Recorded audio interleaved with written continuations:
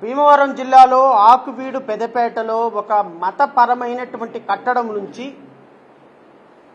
ఈ రాష్ట్రంలో ఒక దుర్మార్గకరమైనటువంటి చర్చకి రాజ్యాంగ పదవిలో ఉన్నటువంటి రఘురామకృష్ణంరాజు గారు తెరలేపారు.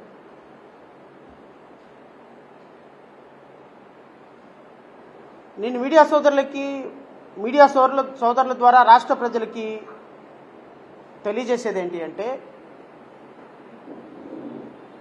ప్రపంచ దేశాల్లో భారతదేశ సంస్కృతి, భారతదేశ ఔన్నత్యం కాపాడేటువంటి ఒకే ఒక్క అంశం ఈ దేశంలో ఉన్నటువంటి ప్రజాస్వామ్యానికి ప్రతీకగా నిలిచినటువంటి రాజ్యాంగం. ఈ రాజ్యాంగంలో, మన దేశ రాజ్యాంగంలో ఉన్నటువంటి ఒక అద్భుతమైనటువంటి అంశం, ఈ దేశంలో క్రైస్తవులకి, హిందువులకి, ముస్లిమ్స్కి, పార్సీలకి, ఎవరికైనా సరే, జైనులకైనా సరే, ఏ మతాన్నైనా ఏ దేవుణ్ణైనా స్వేచ్ఛగా ప్రొఫెస్ చేసుకోగలిగినటువంటి, ప్రాపగేట్ చేసుకోగలిగినటువంటి ఒక ఫండమెంటల్ రైట్గా ఉన్నట్టు ఆర్టికల్ 25 అనేది ప్రత్యేకంగా నేను మీకు మళ్ళీ ఇంకొకసారి గుర్తు చేయాల్సిన అవసరం. నేను మీ ద్వారా రఘురామకృష్ణంరాజుకో లేకపోతే రఘురామకృష్ణంరాజుని సపోర్ట్ చేస్తున్నటువంటి వాళ్ళను ఒక ప్రశ్న అడగదలుచుకున్నాను. జడా శ్రవణ్ కుమార్ పోరాటమో, జేబీఎంరావు భారత్ పార్టీ పోరాటమో, లేకపోతే ఇక్కడ పోరాటం దళిత క్రైస్తవులు కానే కాదు, దళితులు కానే కాదు. ఈ దేశంలో ఒక రాజ్యాంగ హక్కుగా ఉన్నటువంటి ఒక హక్కుని ప్రొటెక్షన్ చేసుకోవాల్సినటువంటి ఆవశ్యకత మరొక్కసారి వచ్చింది. కాబట్టి ఆ రాజ్యాంగ హక్కు కోసం పోరాడాల్సినటువంటి బాధ్యత ప్రజాస్వామ్యవాదులుగా మా మీద ఉంది. కాబట్టి ఈరోజు నేను ఈ ప్రెస్ క్లబ్కి రావడం జరిగింది. ఇది ఒక మతానికి సంబంధించిన పోరాటం కాదు, ఒక వర్గానికి సంబంధించిన పోరాటం కాదు, లేకపోతే ఒక కులానికి సంబంధించిన పోరాటం కాదు అని నేను మీ ద్వారా రాష్ట్ర ప్రజలకు తెలియజేస్తాను. చాలామందికి ఒక భీమవరంలో, ఆకివీడులో, పెదపేటలో ఒక చిన్న 4 సెంట్ల గుడి వివాదం చాలామందికి దాన్ని పూర్వాపరాలు పూర్తిగా తెలిసి ఉండకపోవచ్చు. కాబట్టి నేను మీ ద్వారా ఇంకొకసారి ఆ పూర్వాపరాలు చెప్పే ప్రయత్నం చేస్తాను. ఎందుకంటే ఆ కేసుని రైట్ ఫ్రమ్ హైకోర్టు దగ్గర నుంచి సుప్రీంకోర్టు దాకా వాదించి స్టే ఆర్డర్ తీసుకొచ్చినటువంటి వ్యక్తిగా ఆ కేసు పట్ల నాకున్నటువంటి అవగాహనని రాష్ట్ర ప్రజల కోసం మరొకసారి నేను మళ్ళీ పంచుతాను. గత 30-40 సంవత్సరాల నుంచి ఒక టెంపుల్, అది గొంతేనమ్మ గుడి అంటామా, రామాలయం అంటామా, పక్కన పడేది. గత 30 సంవత్సరాల నుంచి ఒక గుడి డైలాపిటేటెడ్ కండిషన్లో, అంటే శిథిలావస్థలో నుంచి, అసలు అక్కడ పూజలు లేవు, ఏమి లేవు, ఒక గుడి శిథిలావస్థలో ఉండిపోయింది. గత 30 సంవత్సరాల నుంచి శిథిలావస్థలో ఉన్నటువంటి గుడి అనుకోకుండా ఒకరోజు ఒక ప్రధాన పత్రికలో అది ఒక బ్యానర్ ఐటెంగా వచ్చింది. ఆ బ్యానర్ ఐటెంలో కూడా రాయటం ఏంటంటే, రామయ్య ఒకసారి ఇటు చూడవయ్యా అనేటువంటి ఒక ఆర్టికల్. ఈ ఆర్టికల్లో ఒక గుడి శిథిలావస్థలో ఉందన్నటువంటి విషయం ఆ పత్రిక ద్వారా రాష్ట్ర ప్రజలకు తెలిసింది. రఘురామకృష్ణంరాజు అనేటువంటి ఒక MLA and honourable deputy speaker పోస్ట్లో ఉన్నటువంటి, ఒక కాన్స్టిట్యూషనల్ పోస్ట్లో ఉన్నటువంటి ఒక వ్యక్తి ప్రజాప్రతినిధి హోదాలో ఆ రామాలయం కట్టడానికో, రామాలయం నిర్మాణానికో, లేకపోతే జై శ్రీరామ్ నిందానికో ఆ మతపరమైన కట్టడం దగ్గరికి వెళ్ళి అక్కడ లోకల్ వ్యక్తులుగా ఉన్నటువంటి వ్యక్తులని కవ్వించడం మొదలుపెట్టాడు. ఆ లోకల్ వ్యక్తులు ఏమన్నా ఉన్నారంటే, సార్ ఇది గొంతేనమ్మ గుడి, మా కులదేవత, గొంతేనమ్మ గుడిని మేము కూడా పూజించడం లేదు, ఇది డైలాపిటేటెడ్ కండిషన్లో ఉంది అని లోకల్ ప్రజలు చెప్పిన సందర్భంలో లోకల్ ప్రజల్ని కన్విన్స్ చేసి అక్కడ రామాలయం కడతామా, ఇంకో గుడి కడతామా, కట్టండి. ఈ సందర్భంలో రఘురామకృష్ణంరాజు అనేటువంటి ఒక వ్యక్తి శ్రీరామనవమి రోజున ఒక 400 మందిని వేసుకొని అక్కడ రామం దగ్గరికి వెళ్ళి ఆ గ్రామంలో, ఆ పెదపేట గ్రామంలో ఒక మతపరమైనటువంటి అలజడి సృష్టించేటువంటి ఒక ప్రయత్నం చేశాడు. This is a pre planned attack. ఈ అటాక్లో ఒక సాధారణమైనటువంటి ఒక వ్యక్తికి గాయాలైన తప్పే, ఎవరి వైపు గాయాలైనా తప్పే, ఇటు వైపు గాయాలైన తప్పే. ఒక ఎమ్మెల్యే సమస్యని పరిష్కరించాల్సిన ఎమ్మెల్యే సమస్యని సృష్టించేటువంటి ఒక కార్యక్రమంలో ప్రీ ప్లాన్డ్ ఎజెండాగా తీసుకొని ఆ గ్రామంలోకి వెళ్ళి ఆ గ్రామంలో కొట్లాట జరిగినప్పుడు నార్మల్గా ఇరువైపున కేసులు పెట్టాల్సినటువంటి పోలీసులు రఘురామకృష్ణంరాజుకి ఫేవర్గా పూర్తి స్థాయిలో 58 మంది మీద, ఇక ఆ గ్రామంలో ఆ పెద్దపేటలో ఆడవాళ్లు తప్ప మగవాళ్లు లేనేలేరు.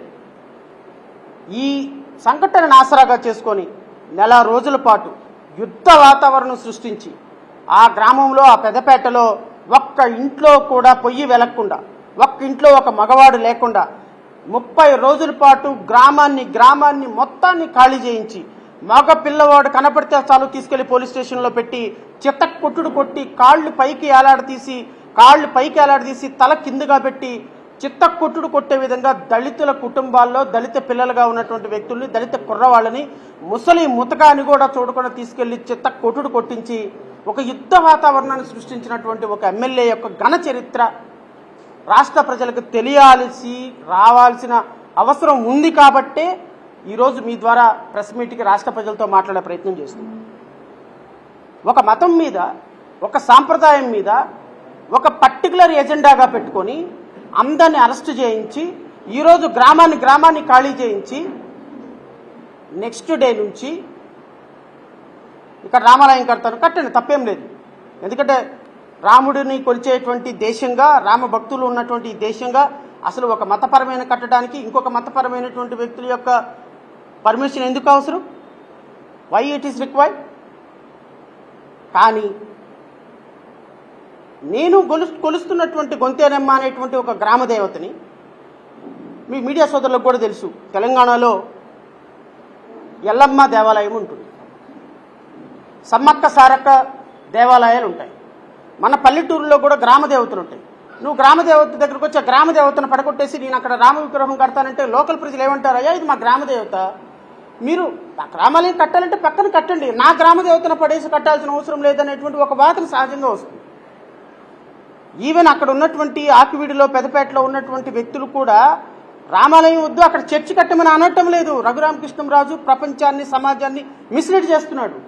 వాళ్ళు అడుగుతుంది ఇక్కడ గొంతేనమ్మ గుడి which is a Hindu goddess, దళితుల ఆరాధ్య దైవంగా ఉన్నటువంటి ఒక గొంతేనమ్మ గుడి కూల్చారు, ఆ గొంతేనమ్మ అక్కడ కట్టమని అంటున్నారు వాళ్ళు. రామాలయం కావాలంటే పక్కనే ఉన్నటువంటి 5 ఎకరాల పొలం తీసుకుని 5 కోట్లతోటి రామాలయం కట్టొచ్చు, మేము కూడా వస్తాము, కొబ్బరికాయలు కొడతాము, రాముడిని పూజిస్తాము, what is wrong in that?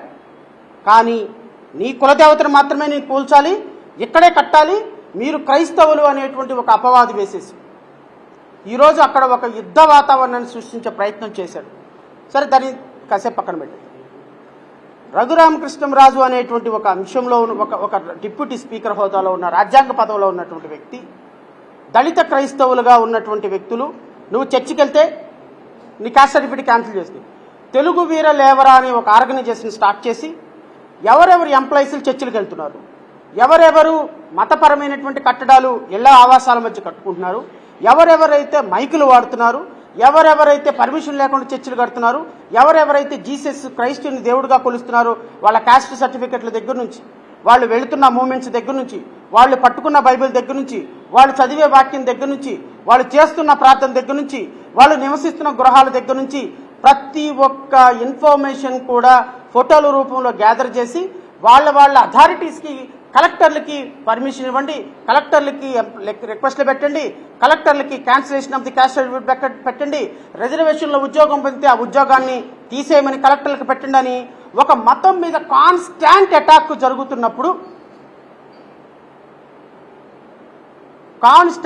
జరుగుతున్నప్పుడు ఆ మతంలో ఆర్టికల్ 25లో ఉన్నటువంటి వ్యవస్థని మనం కూడా ప్రజలకు భరోసా ఇవ్వాల్సిన పరిస్థితి ఉంది.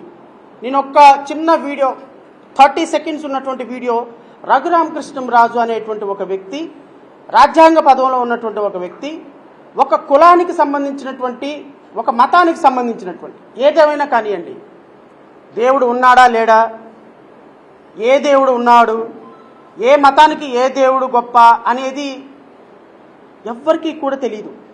ఎందుకంటే ఏ దేవుడిని నేను చూడలా, ఎవరైనా దేవుడిని మీరు చూసుంటారేమో నాకు తెలీదు. ఈ ప్రపంచంలో దేవుడు ఎలా ఉంటాడంటే వాళ్ళ వాళ్ళ రూపాలను బట్టి దేవుడు ఉంటాడు. ప్రపంచంలో అత్యధిక మంది నమ్మేటువంటి క్రిస్టియానిటీలో జీసస్ క్రైస్టుని మేకుల దేవుడు అని వెటకారంగా తుస్కారంగా మాట్లాడినటువంటి ఒక కాన్స్టిట్యూషనల్ పోస్ట్లో ఉన్నటువంటి ఒక రఘురామకృష్ణరాజుని ఈ సమాజం భరిస్తుందా, ఈ సమాజం హర్షిస్తుందా మాట్లాడే మాటలు అనేది ఒక్కసారి రాష్ట్ర ప్రజలు ఆత్మపరిశీలన చేసుకోమని కోరుతున్నాను. మేకుల దేవుడు, మేకుల కులం, మేకుల దేవుడు అని జీసస్ క్రైస్ట్ మోసిన సిలువను కూడా అవమానపరచడం అనేది ఖచ్చితంగా మతపరమైనటువంటి రెండు మతాల మధ్య, కులాల మధ్య గొడవలు సృష్టించడమే అనేది మాకున్నటువంటి అభిప్రాయం. ఈరోజు క్రిస్టియానిటీలో ఉన్నటువంటి, నేను అడుగుతున్నా, మీ ద్వారా రాష్ట్ర ప్రజలను అడుగుతున్నా, లేకపోతే రఘురామకృష్ణరాజు కూడా అడుగుతున్నా, ఒక హిందువుగా ఉన్నటువంటి ఒక వ్యక్తి బైబిల్ పట్టుకొని చర్చికి వెళితే క్రిస్టియనా? లేకపోతే మా ఇంట్లో జీసస్ ఫోటో పెట్టుకుంటే క్రిస్టియనా? లేకపోతే చనిపోయిన తల్లిదండ్రుల్ని జీసస్ మతాచారాల ప్రకారం పూడ్చిపెడితే క్రిస్టియనా?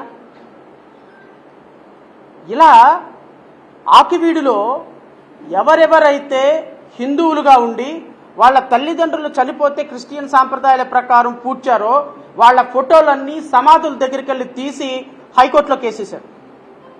రఘురామకృష్ణరాజు అనేటువంటి ఒక వ్యక్తి ఒక మతం మీద టార్గెటెడ్గా, ఒక కులం మీద టార్గెటెడ్గా, ఒక వర్గాన్ని టార్గెట్ చేసి ఈరోజు 1,10,00,000 మందిగా ఉన్నటువంటి వ్యక్తులను డిఫెన్స్లోకి నెట్టడం కరెక్టా కాదు? ఇది దేనికి ఉపయోగం?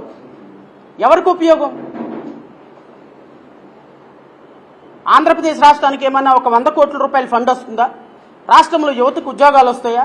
రాష్ట్రంలో ఏమైనా ఉపాధి పెరుగుతుందా? రాష్ట్రంలో ఉన్న అప్పులు ఏమైనా తీరుతాయా? అరే, ఒక డిప్యూటీ స్పీకర్గా అందరినీ ఇంపార్షియల్గా, అన్బయాస్డ్గా చూడాల్సినటువంటి ఒక వ్యక్తి ఈరోజు క్రిస్టియన్ల మీద, దళిత వర్గాల మీద నాకు అవసరం లేదు దళితులు ఓట్లు అని చెప్పినటువంటి వ్యక్తి యొక్క అహంకారాన్ని దించాల్సిన బాధ్యత, రాజ్యాంగం మీద ప్రమాణం చేసి నువ్వు ఆ సీట్లో కూర్చున్నప్పుడు నీకు అక్కడ వైఎస్ఆర్సీపీ సమానమే, తెలుగుదేశం సమానమే, జనసేన సమానమే, బీజేపీ సమానమే. అట్ ది సేమ్ టైం ప్రజలు ఎన్నుకున్న సభ్యులు సమానమైనప్పుడు రాష్ట్రంలో ఉన్నటువంటి అందరు ప్రజలు కూడా నీకు సమానమే, because you are holding a constitutional post as a deputy speaker. కానీ ఒక మతం మీద దాడి చేయటం అనేది which is not acceptable at all. So ఈరోజు రాష్ట్రంలో ఎస్సీలుగా, దళితులుగా, దళిత క్రైస్తవులుగా ఉన్నటువంటి వ్యక్తుల యొక్క మానసిక పరిస్థితి ఎలా ఉంది అంటే, ప్రశాంతంగా ఈ దేశంలో బైబిల్ పట్టుకొని చర్చికి వెళ్ళలేని అసహమైన పరిస్థితుల్లో, ఒక ఇబ్బందికరమైన పరిస్థితుల్లో భయంగా తన దేవుణ్ణి పూజించుకోవాల్సినటువంటి పరిస్థితికి ఈరోజు సమాజం వచ్చింది అని చెప్పడానికి నేను సిగ్గుపట్టంలో. Now this is a situation there. ఒక ఎంప్లాయీ చర్చికి వెళ్ళడానికి భయపడుతున్నాడు. ఒక చదువుకున్నటువంటి పాప, గవర్నమెంట్ ఉద్యోగం కోరుకునేటువంటి పాప, ఒక అన్ఎంప్లాయీ చర్చికి వెళ్ళడానికి భయపడుతున్నాడు. బైబిల్ పట్టుకుని చర్చికి వెళ్ళడానికి భయపడుతున్నారు. వాళ్ళ ఇంట్లో దేవుడు ఫోటో పెట్టుకోవడానికి భయపడుతున్నారు. What is this indication? Where it is indicating? ఈ పరిస్థితి ఎందుకు వచ్చింది? ఇలాంటి పరిస్థితికి కారణం ఎవరు? ప్రతి గ్రామంలో, ప్రతి మండలంలో ఒక లాయర్ని పెట్టి ఎవరెవరు ఏమేం చేస్తున్నారు ఫోటోలు తీసి దాన్ని తహసీల్దార్కి, కలెక్టర్కి ఇచ్చి తద్వారా వాళ్ళ క్యాస్ట్ సర్టిఫికేట్ క్యాన్సిల్ చేయమనేటువంటి ఒక అటాక్ ఒక కాన్స్టిట్యూషనల్ పోస్ట్లో ఉన్నటువంటి వ్యక్తి పర్పస్ఫుల్గా చేయటాన్ని ఎలా డిఫైన్ చేస్తారో మీరే అర్థం చేసుకోవాలి. సో కాబట్టి ఈరోజు రాష్ట్రంలో ఉన్నటువంటి 1,10,00,000 మంది పైగా ఉన్నటువంటి ఎస్సీలు, దళితులు, దళిత క్రైస్తవులకి బాసటగా నిలబడాల్సిన బాధ్యత మా పార్టీ మీద ఉంది, నా మీద ఎస్పెషల్లీ ఒక ప్రజాస్వామ్యవాదిగా నా మీద ఉంది. రాజ్యాంగం ఎక్కడైనా సరే తూచా తప్పకుండా ఆచరించబడాలి అని కోరుకునే వ్యక్తిగా నా మీద ఉంది అని భావించి 28వ తారీఖు ఈ నెల ఏలూరులో దళిత క్రైస్తవ సమర శంకారాము అనేటువంటి ఒక సభ పేరుతో రాష్ట్రం నలుమూలల నుంచి, నేను మళ్ళీ చెప్తున్నా, ఇది ఒక కులానికి సంబంధించింది కాదు. రాజ్యాంగంలో తమ హక్కుగా పరిగణించబడటానికి, మరొక్కసారి రాష్ట్ర ప్రభుత్వానికి తమ గొంతుని వినిపించటానికి సామూహికంగా ఒక చోట ఏర్పాటు చేసుకున్నటువంటి బల ప్రదర్శన అనొచ్చు, ఏదైనా అనొచ్చు. కానీ రాష్ట్రంలో ఉన్నటువంటి నలుదిక్కుల్లో ఉన్నటువంటి క్రైస్తవులు కావచ్చు, దళితులు కావచ్చు, బహుజనులు కావచ్చు, ప్రజాస్వామ్యవాదులు కావచ్చు, ఈ దేశంలో కులం మతం సాంప్రదాయాలు పరిరక్షించబడాలి అనుకునేటువంటి ప్రజాస్వామ్యవాదులు అందరూ కూడా ఈ సభను దిగ్విజయం చేయమని ఏలూరు జేవియర్స్ గ్రౌండ్స్లో జరిగేటువంటి ఇంగ్లీష్ మీడియం స్కూల్లో జరిగేటువంటి ఈ సభకి రాష్ట్రం నలుమూలల నుంచి సుమారుగా 1,00,000 నుంచి 2 లక్షల జనాభా వరకు మేము ఆ మీటింగ్కి వస్తారని ఎక్స్పెక్ట్ చేస్తున్నాం. సభ దిగ్విజయం అవుతుంది. దానికోసం ప్రతి గ్రామంలో ప్రతి ఊళ్ళో ప్రెస్ మీట్ పెట్టుకుంటూ ప్రజలను చైతన్యపరిచే విధంగా రఘురామకృష్ణంరాజు లాంటి వ్యక్తులు భవిష్యత్తులో ఎంప్లాయ్మెంట్ క్రియేట్ చేయడానికి కష్టపడండి, మేము కూడా సహకరిస్తాం. కంపెనీలు తీసుకురావడానికి సహకరించండి, మేము కూడా సహకరిస్తాం. ఈ రాష్ట్రం అప్పులు తీర్చడానికి సహకరించండి, మేము కూడా సహకరిస్తాం. అది వదిలేసేసి అరే కులాలు మతాలు ఏం కూడి పెడతాయి, ఎవరికి కూడి పెడతాయి? రఘురామకృష్ణంరాజు మీద తప్పుడు కేసులు పెట్టినారంట. తప్పుడు కేసులు పెట్టిన వాళ్ళ మీద మళ్ళీ మీరు తిరిగి కేసు పెట్టి చట్టం ప్రకారం వాళ్ళని శిక్ష వేయించండి. And we will also support it. We are not against for that. తప్పుడు కేసులు పెట్టే వాళ్ళకి ఎట్టి పరిస్థితుల్లో మేము సహకరించం. కానీ తప్పుడు కేసులు పెట్టింది నలుగురైతే నువ్వు 40 లక్షల మందిని అవమానపరుస్తున్నావు. తప్పుడు కేసులు పెట్టిన వాళ్ళు 10 మంది అయితే నువ్వు 1 కోటి మందిని అవమానిస్తున్నావు. 1 కోటి మంది వెళ్తున్నటువంటి దేవుణ్ణి అవమానిస్తున్నావు. సో కాబట్టి ప్రజలు రాజ్యాంగం మీద నమ్మకం కోల్పోతే ఖచ్చితంగా ఇది ఒక విభజనకు దారితీస్తుంది. ఇది సమాజానికి సమాజ అభ్యున్నతికి మంచిది కాదు. కాబట్టి రాష్ట్ర ప్రభుత్వం ఖచ్చితంగా ఇమ్మీడియట్గా రఘురామకృష్ణంరాజుని బర్తరఫ్ చేయాలి. నేను గవర్నర్ని కూడా కోరుతున్నా, నేను గౌరవ ముఖ్యమంత్రి చంద్రబాబు నాయుడు గారిని కోరుతున్నా. మీరు మాకు దళితులు వద్దు రోజులు పోవాయా, దళిత క్రైస్తవులు వద్దు పోవాయా, ఓట్లొద్దు మాకు పోవాయా అని చెప్పినటువంటి ఒక డిప్యూటీ స్పీకర్ని మీరు డిప్యూటీ స్పీకర్గా కొనసాగిస్తే అధ్యక్ష అని మీరు మాట్లాడతారు అంటే రేపొద్దున ఇది ఖచ్చితంగా 1 కోటి మంది పైగా ఉన్నటువంటి దళితులను అవమానించినట్టే. నేను డిమాండ్ చేస్తున్నా రాష్ట్ర ప్రభుత్వాన్ని, రఘురామకృష్ణంరాజుని బర్తరఫ్ చేయకపోతే, డిప్యూటీ స్పీకర్గా తొలగించకపోతే రఘురామకృష్ణంరాజు నుంచి వచ్చిన ప్రతి మాట తెలుగుదేశం పార్టీ కూటమి నోట్లో నుంచి వచ్చినట్టుగా భావించాల్సి వస్తుంది. రాష్ట్రంలో ఉన్నటువంటి ఎవరైతే దళిత క్రైస్తవులుగా దళితులుగా ఉన్నారో రఘురామకృష్ణంరాజు ఎవరినైతే టార్గెట్ చేశాడో, ఎవరిని మనసులో పెట్టుకొని ఆయన టార్గెట్ చేశాడో అలాంటి వ్యక్తులందరూ ఈ కూటమి ప్రభుత్వం నోట్లో నుంచి వచ్చిన మాటగా రఘురామకృష్ణంరాజు మాటని గౌరవించాల్సి వస్తుంది. దానికి మీ ప్రభుత్వం సిద్ధమైతే, దానికి మీ ప్రభుత్వంలో ఉన్న పెద్దలు సిద్ధమైతే మీరు అతన్ని ఖండించాల్సిన అవసరం లేదు, అతన్ని బర్తరఫ్ చేయాల్సిన అవసరం అంతకంటే లేదు, అతని మీద యాక్షన్ తీసుకోవాల్సిన అవసరం అంతకంటే లేదు. యాక్షన్ తీసుకునేది ప్రజలు. 2029లో ప్రజలు ఏ విధమైన యాక్షన్ తీసుకుంటారో మీరు చూడండి. ఎందుకంటే ప్రజలు ఖచ్చితంగా వివేకవంతులు. ఏ సమయంలో ఎలాంటి నిర్ణయం తీసుకోవాలో వాళ్ళకి ఒక క్లారిటీ ఉంది.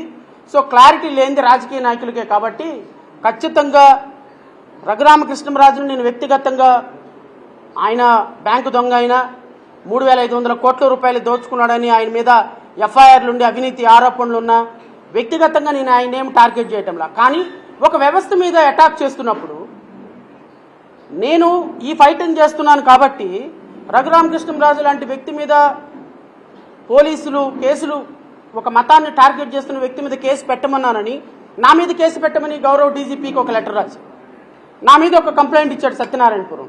సరే పోలీసులు ఎఫ్ఐఆర్ కడతారా, ఎఫ్ఐఆర్ కట్టరా, లేకపోతే డీజీపీ ఏం చేస్తాడు, లీగల్గా మేము తేల్చుకుంటాం, అది విషయం కాదు. కానీ ఒక డిప్యూటీ స్పీకర్ హోదాలో చర్చిల మీద ఉన్నటువంటి మైకులు మొత్తాన్ని తీసేయండి అని ఒక లెటర్ రాశారు డీజీపీ. అరే చర్చిల మీద మైకులు ఉంటాయో లేవో అధికారులు తీసుకుంటారయ్యా, నీకేంటి సంబంధం?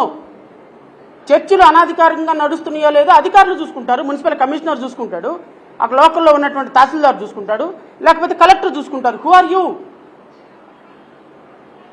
సో కాబట్టి రాష్ట్ర వ్యాప్తంగా ఉన్నటువంటి చర్చిల మీద దాడులు చేయండి, రాష్ట్ర వ్యాప్తంగా ఉన్న చర్చిల్లో మైకుల్ని తీసేయండి, అనధికారికంగా నడుస్తున్న 113 చర్చిలకు నోటీసులు ఇచ్చాడు ఆపివీడిలో. Who are you? అధికారులు నోటీసులు ఇవ్వాలా, రఘురామకృష్ణంరాజు నోటీసులు ఇస్తాడా? అంటే రఘురామకృష్ణంరాజే ఎమ్మెల్యే, రఘురామకృష్ణంరాజే కలెక్టర్, రఘురామకృష్ణంరాజే కమిషనరా? సో కాబట్టి అధికార మదం తలకెక్కినప్పుడు మనం ఏం పనులు చేస్తున్నామో ఏం మాట్లాడుతున్నామో అర్థం కాదు. నువ్వు ఒక జర్నలిస్టు, ఒక సోదరి నిన్న ఇంటర్వ్యూ చేస్తుంటే నీకు మెంటలా? సోది క్వశ్చన్లు అడుగుతున్నాను, సోది ముఖం దానా అని జర్నలిస్టుని పట్టుకొని మాట్లాడు.